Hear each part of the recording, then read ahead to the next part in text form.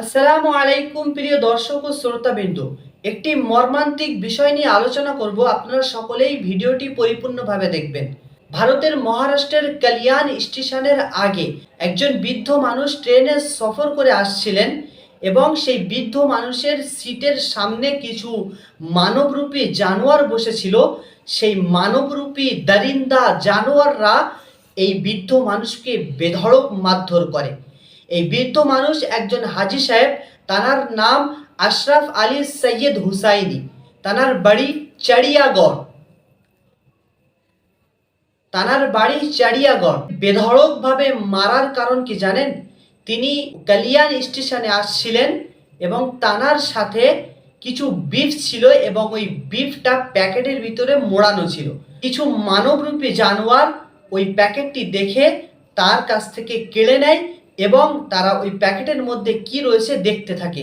যখন দেখে ওই প্যাকেটের ভিতরে বিফ রয়েছে, তখন এই বৃদ্ধ মানুষকে, এই হাজী সাহেবকে তারা নিজের ইচ্ছা মতো কিল, ঘুষি, লাথি যেমন পেরেছে তেমন মারে। যদিও বিফ রাখাটা কোনো দোষের বিষয় নয়, আচ্ছা যদিও বিফের প্যাকেটটা রাখা কোনো অন্যায় হয়, তাহলে তাদের কি মারা উচিত হয়েছে?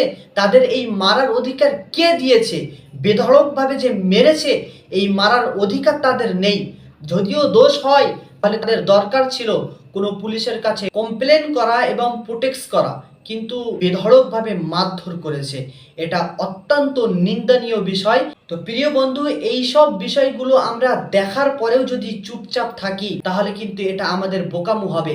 কারণ আজ হয়তো এই বৃদ্ধ মানুষের উপরে এমন অত্যাচার করা হয়েছে, কাল আমাদের সাথেও এমন অত্যাচার হবে না এর কোনো গ্যারান্টি নেই।